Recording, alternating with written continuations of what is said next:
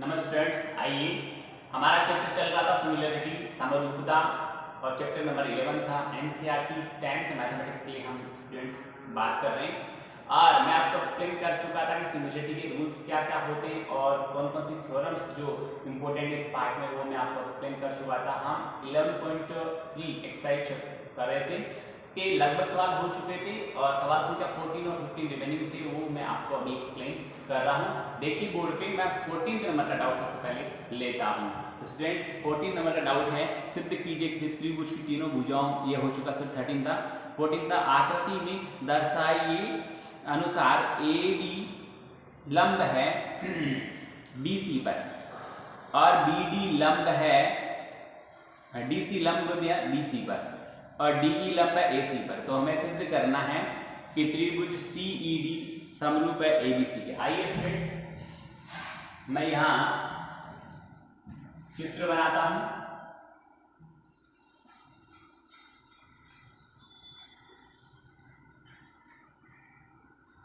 ऐसा डायग्राम है, ये इससे ज्वाइन है, ये 90 है, ये B है, ये C है, ये A है, ये D है और यहां से ये E।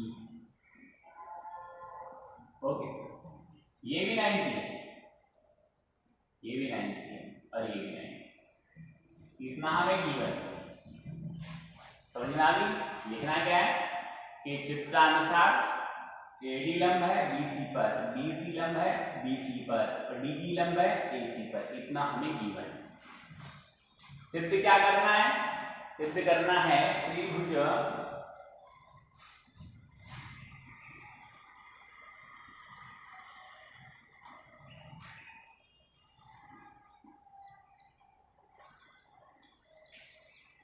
सिद्ध करना है हमें। सवाल संख्या 14 चल रहा था।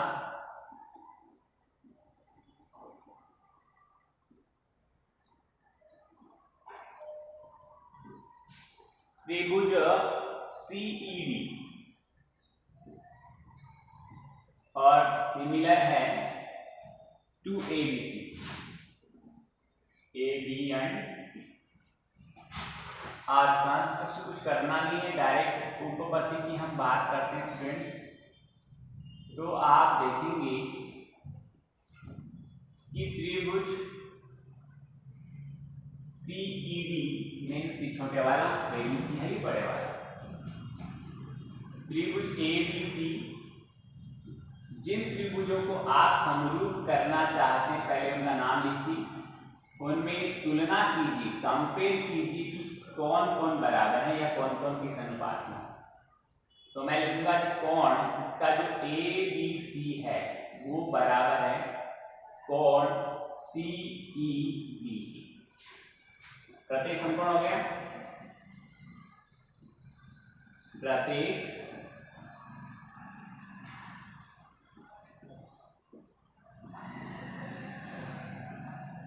समकोण है। फिर देखिए स्टूडेंट्स, हमें गिवन है कि AB एंड BC दोनों BC पर लंब है। एक भुजा पर खींचे गए सभी लंब परस्पर समांतर होते हैं। आप चाहो तो मैं लिख दूं रीजन में कि AB समांतर होगा DC के, और रीजन या लिख रहा हूं एक ही भुजा या रेखा बोलो पर खींचे गए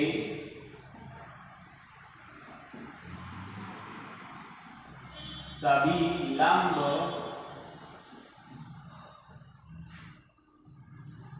परस्पर समांतर होते हैं।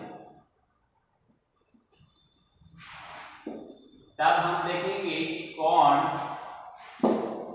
जो ये वाला है, ये मैंने डार्क कर रखा है, इस कोण की बात कर रहा हूं, ये बराबर होगा इसके, ये दोनों समांतर है तो ऐसा करने से जेड बन गया। कोण BAC बराबर होगा कोण DCEA और दोनों एकांतर कोण है। ठीक है, और जब दो कोण किन्हीं दो त्रिभुजों के बराबर होते हैं तो वे दोनों त्रिभुज कोण कोण समरूपता गुणधर्म से समरूप होते हैं। तो त्रिभुज आप नाम इसका देना चाहो CED समरूप है त्रिभुज ABC। यही हमें सिद्ध करना है। स्टूडेंट्स बोर्ड पे देख लिया आराम से गौर से एक बार। आगे हम बात करेंगे सवाल संख्या 15 की। 15th है त्रिभुज ABC की भुजा BC का मध्य बिंदु D है। यदि AD का समद्विभाजन करती हुई एक रेखा B से इस प्रकार खींची जाए कि वह भुजा AD को E पर काटते हुए AC को X पर काटे तो सिद्ध कीजिए EX by BE is equal 1/3। Students आपने देख लिया, बस फिनिश कर रहा हूं।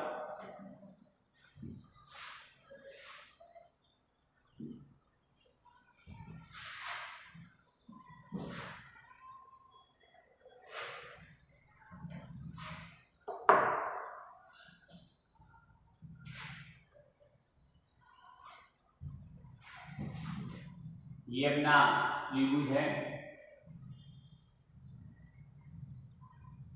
ABC, नाम हो गया AD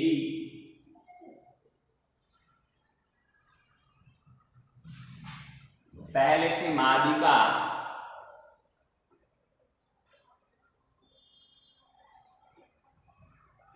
तो नहीं है और BEX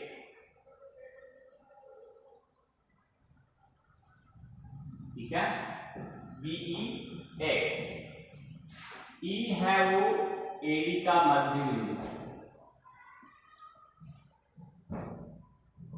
इतना हमें दिया गया है।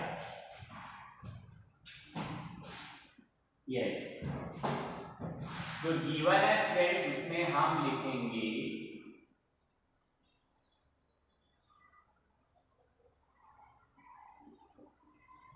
कि त्रिभुज ABC में बिंदु B से एक रेखा इस प्रकार खींची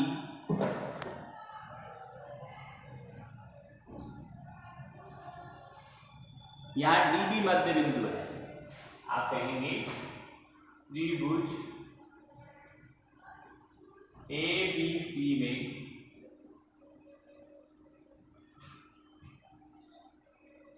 बिंदु, मैं जो दिया है थोड़ा शॉर्ट लिखूंगा, समझ में भी आएगा, शॉर्ट भी जाएगा। बिंदु B से एक रेखा, बिंदु B से एक रेखा, थोड़ा सा नीचे लिखते हैं साफ नहीं लिखा, त्रिभुज ABC में शीर्ष B से रेखाखंड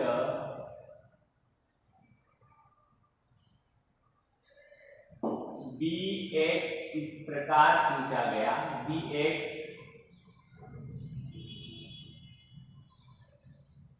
इस प्रकार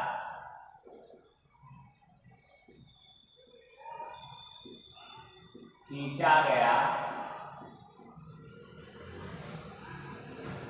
कि वह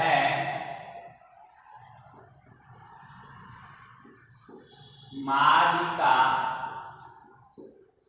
एडी को बिंदु ई पर समद्विभाजित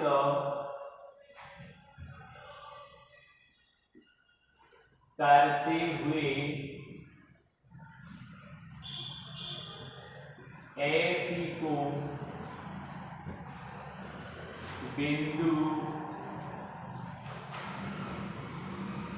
एक्स पर मिलता है। हमें सिद्ध करना है स्टूडेंट्स कि EX by BE is equal 1/3।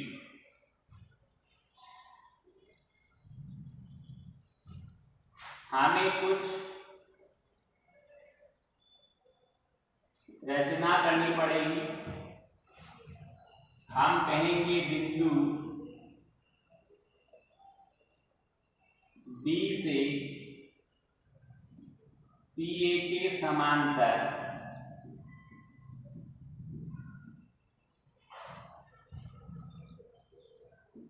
DF खींचा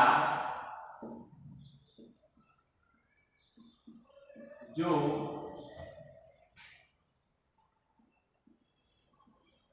BX को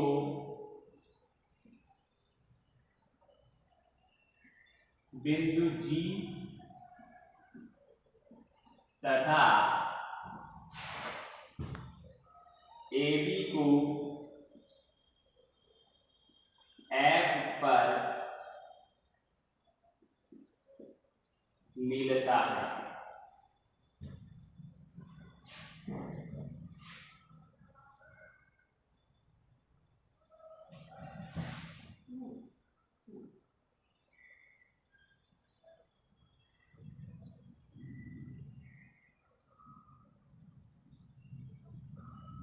ये F है और इस बिंदु का नाम G है। एक बार स्टूडेंट्स गौर करिए, E है वो AD का मध्य बिंदु सवाल में दिया गया और F है वो AB का मध्य बिंदु हो गया। रीजन सुनना, BCA एक त्रिभुज है, DBC का मध्य बिंदु है, DF इस भुजा CA के समांतर है। त्रिभुज की एक भुजा के मध्य बिंदु से दूसरी भुजा के समांतर खींची गई रेखा तीसरी भुजा को समद्विभाजित करती है, अर्थात FAB का मिड पॉइंट है। ये समांतर का निशान में लगा देता हूं, ये दोनों समान। ओके, अब मैं उपपत्ति की बात करता हूं, प्रूफ की बात करता हूं। प्रूफ में स्टूडेंट्स हम ये लिखेंगे सबसे पहले कि त्रिभुज BDA में EAD का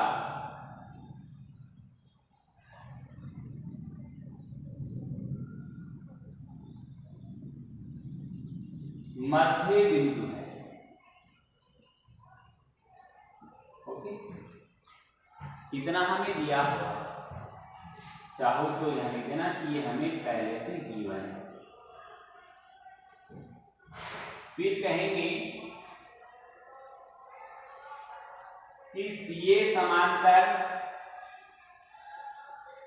DF खींचा गया है, तो आगे देखिए, ये तो हमने खींचा है, रचना से है। इसके सामने भी आप लिखना चाहो लिख दो कि बाय कंस्ट्रक्शन।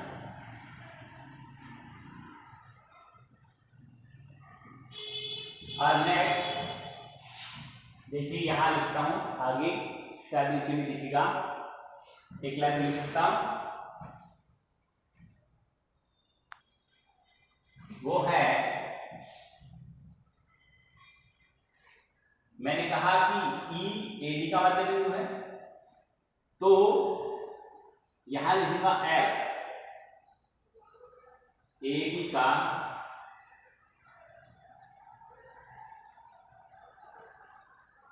मध्य बिंदु होगा। यहां लिखूंगा अर्थात बीई व बीएफ त्रिभुज बीएडी की दो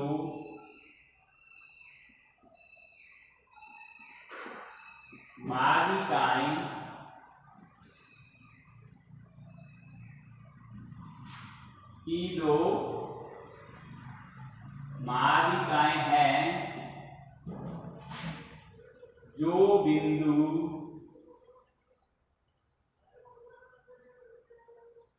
G पर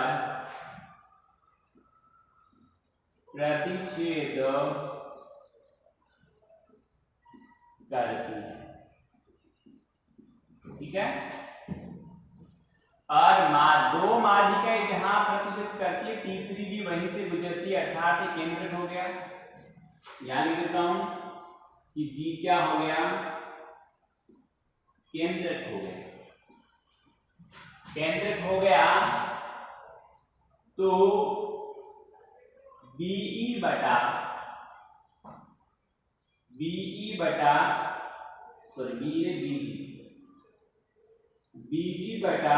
जीई बराबर 2/1। केंद्रक हो गया, प्रत्येक केंद्रक माध्यिका को 2:1 में अंतर विभाजित करता है। समीकरण संख्या से आप क्या डालेंगे, इसे 1 डालेंगे। अब आगे क्या करना है, देखिए आगे दिया गया पूरा पोर्शन आपकी किताब में पढ़ा है, इसलिए मैंने लिख कर बताया, समझाया। देखिए और इसको मैं एक बार रिवीज करता हूँ और आगे का पोर्शन यहाँ लिखता हूँ मैं, वो ये स्टूडेंट जरा देखना फटाक से। अब हम क्या करेंगे, त्रिभुज देखना, त्रिभुज बन रहा हमारे पास में ई एक्स व त्रिभुज बीईजी में तुलना करने पर, तुलना करोगे तो आप ये कहोगे कि कोण, पहले भुजा की बात कर दूं, ए बराबर ईडी, ये तो आपको सवाल में दिया था। कोण AEX बराबर है कोण DEG, ये दोनों शीर्षाभिमुख कोण है। लिख देना पूरा नाम, कोण EAX इज इक्वल है कोण ED और G, ये दोनों एकांतर कोण है। लिख दिया मैंने, समांतर रचना से बता रहा है। आता है कोण भुजा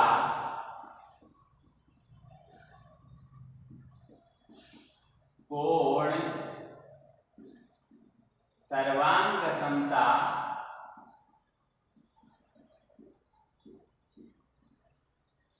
गुणधर्म से। त्रिभुज AEX सर्वांग सम है त्रिभुज DEG,